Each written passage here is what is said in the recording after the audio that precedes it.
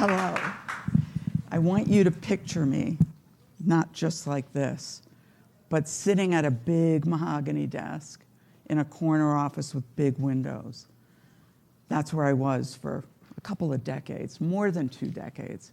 But picture me there in 2015 when I was 65.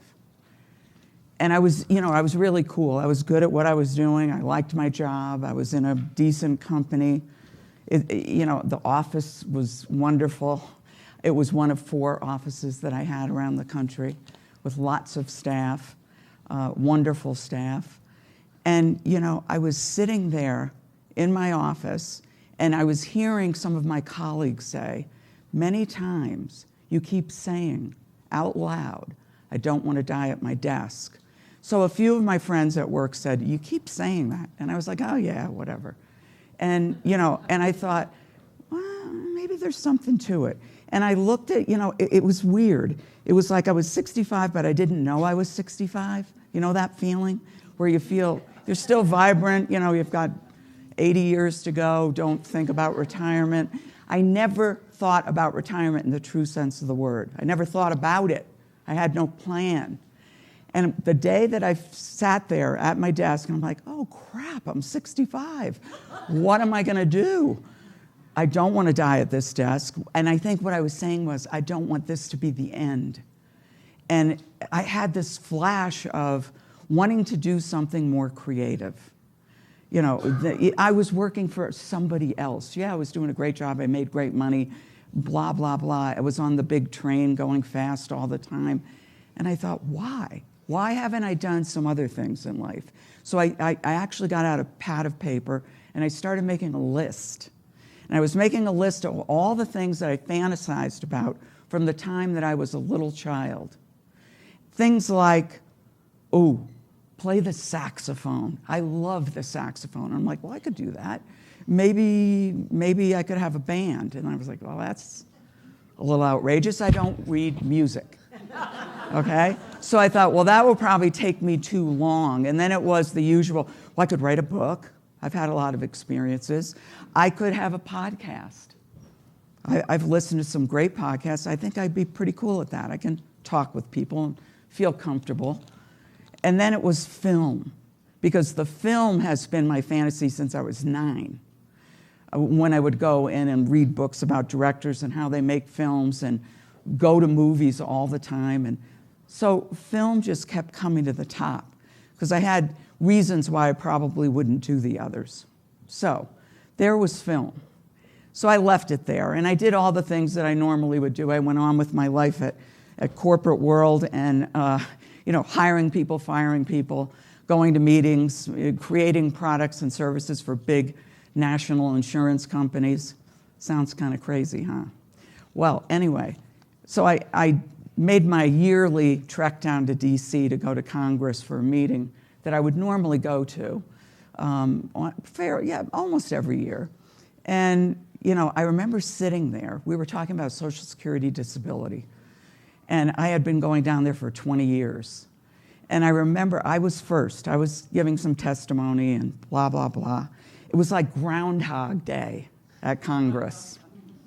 And I remember thinking, oh my God, we haven't even moved off 15 years ago yet. So I decided to leave and not stay the full day, which I normally would have done. I was I followed the rules. So I leaned over to a friend and I said, I got to get out of here. So I left. And I didn't go back to work. I live in Pennsylvania. I drove back home. And I got up there, I don't know, noonish or something. And, I was like, I got to take a detour. I have to. I cannot go back to work today. So I went over to a friend's house.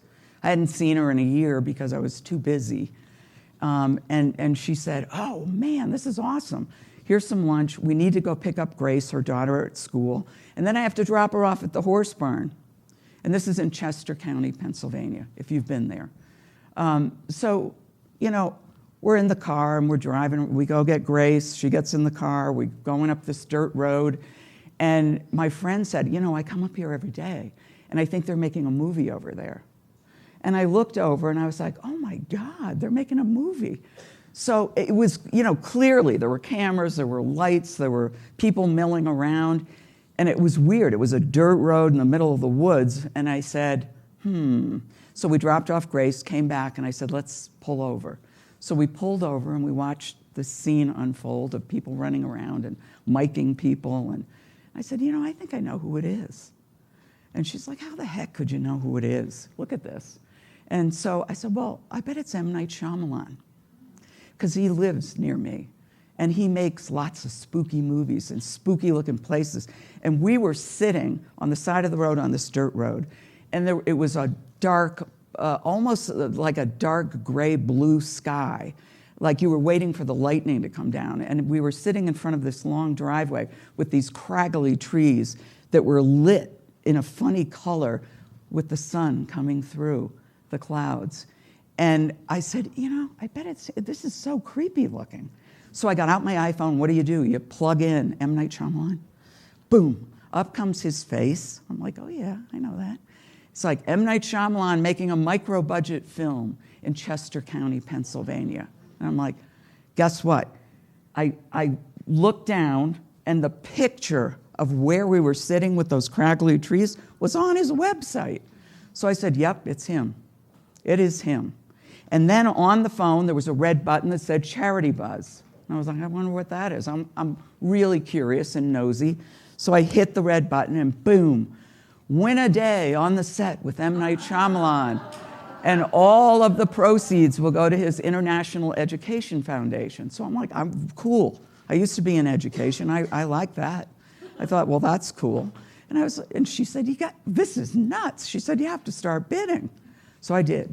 On that dirt road, I started making bids. And for the next 2 weeks, I bid against a dentist in New Jersey. He wanted it as bad as me. And I don't know what his story is. But by the time I got up to $5,000, I did go home and tell my husband, well, And he's like, I'm bidding on this thing, and it's a little expensive, but it's for a good cause. And what if I won? And he said, well, if that's what you want to do with your money, fine. So 2 weeks go by, and I'm sitting at work with my phone propped up, because I knew they were going to announce at a certain time. Boom! Melissa Davey wins the day on a set with M. Night Shyamalan. Yes! I was like, oh my God! And this is happening after I wrote down film at the top of the list. Okay. So after all the NDAs are signed and all that stuff, I meet down in Philadelphia with his team at the 30th Street Amtrak station. He was filming The Visit. Anybody see it? Creepy. You might want to watch it, and if you do watch it, you'll see me at the very beginning sitting on a train. Like within a second or two. You got to be real, careful. But anyway, I spent 10 hours with him. I had no expectation. I thought he'd put me in a chair and say, yeah, nice to meet you. Well, he had me behind the camera with him the whole time, and his team. And I was like blown away.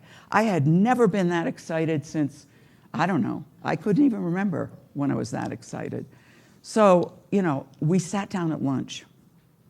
And he said, I'm so glad that you came and not some young person with a script, because he said, I've never used Charity Buzz before, and I didn't know what to expect. And so he said, what do you do?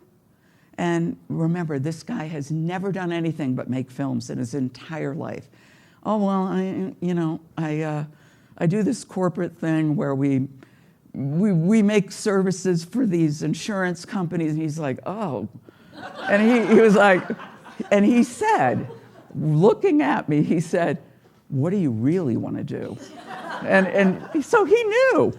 And yeah, really. And I looked at him and I said, oh, that's easy. I want your job. And he said, well, you better hurry up.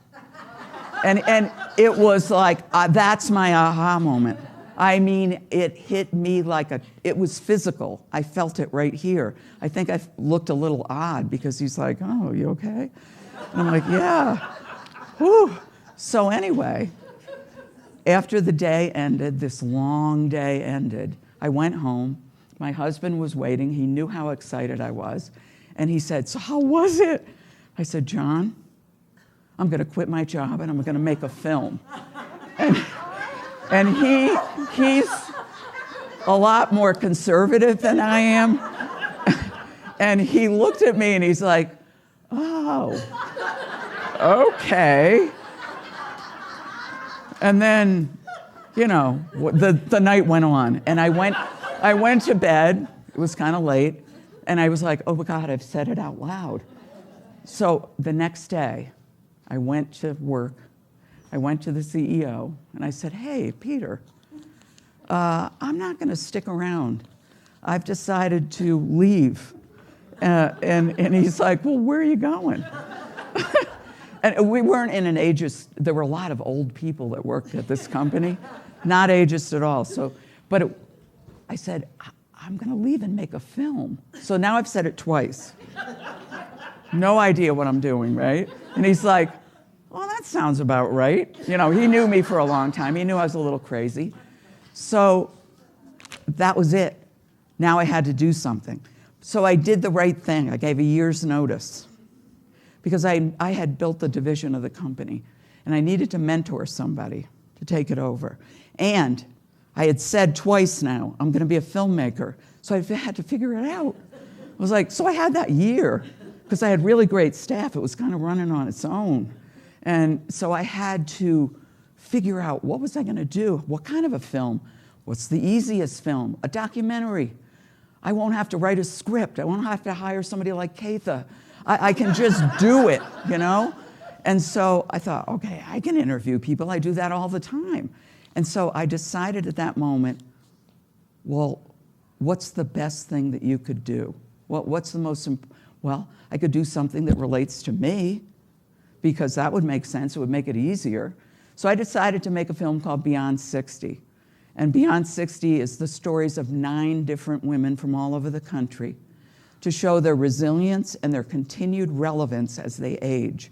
Because I know for a fact that when we reach a certain age, we're kind of invisible to a lot of people. And I was like, wait a minute, there's no stories out there other than Oprah's, you know, and I didn't want to interview Oprah. I wanted to interview people like me, regular, average people who have extraordinary stories. So that's what I did. During that year, I cheated, and I started, even from work sometimes, I was cold calling women all over the country and cold calling friends to see do you know anybody with a good story? Well, and it happened. So I left there and I made my first film. And the plan I had was see if you could make it. So I made it with the help of people that I brought on to help me and to show me the ropes. And then, well, maybe I could get into some film festivals. So I did. I got into 8. And so then I went around to those and I won some awards. And I was like, wow, this is amazing. And then I got it distributed. So if you want to watch it, it's on most of the streaming platforms. Beyond 60. But at that point, it was like, wow, this is a blast. It's hard work, but it's really cool. So I said, well, maybe I should do another one. COVID hit, so it kind of slowed things down for a while. But then I did my second one called Climbing into Life. And it's about the oldest woman to climb El Capitan in Yosemite National Park. She was 66 when she did the climb. She was never an athlete till 60. She was an academic and a painter, musician, you know, everything. She was an amazing person. So I made that one. And it was like, well, I bet you I can get into a couple of film festivals. So I got into 18. And I spent all of last year traveling in the United States, Canada, the UK, and showed this film, won 11 awards. And thank you, yeah. And, you know, it was just an amazing experience to have at least 1,000 people during that time watch the film, and many of them come to me and say that those stories or that story inspired me to do this. This is what I want to do. We need more stories from women. We need to hear from older women because they have wisdom. So, you know, that's where we are now. So now I'm working on distribution for that film. And then a friend of mine said, hey, you know, I saw your film, I know you. I've always wanted to make a film too. And I said, well, just do it. You know, yeah, just do it. So he called me up and he said, well, will you help me? So I'm helping him with his first film, but he's doing such a great job. And his is also related to retirement. Then my friend Betsy called and said, hey, I'm the VP on the board of the Women's Center of Montgomery County in Pennsylvania. It's a domestic violence agency. And they're coming up with their 50th anniversary, and they want a film. And we started out with a little film, and now it's a big film. And so I just finished filming that, and now we're getting into editing. So that is coming as well. So now it's at the point where people are asking me, little old me, with a little bit of experience, to help them tell their stories, which is so meaningful. And you know, it's an amazing feeling. And I sometimes look at myself in the mirror and I go, wow, you're almost 76 years old. You made the switch, just like many people do that we don't hear about. And it's changed my life. It has changed my life for sure. So taking detours, really important to me. I've taken them my whole life. I never went the same way to work. I never went to the same restaurants. I never went on the same vacations. I always went somewhere different because every time I took a detour, something was there for me to see and something was there for me to think about. And sometimes this thing that I thought about on that last detour, it changed my life. So take detours, take chances, and look at yourself and say, what else is there? So what if you're almost 76? As long as you can still stand up, you can do whatever you can try to do whatever you want to do. And if you fail at it, go to the next thing on the list. Who knows? Maybe at 80, I will learn how to play the saxophone and I'll have a girl band. Thank you.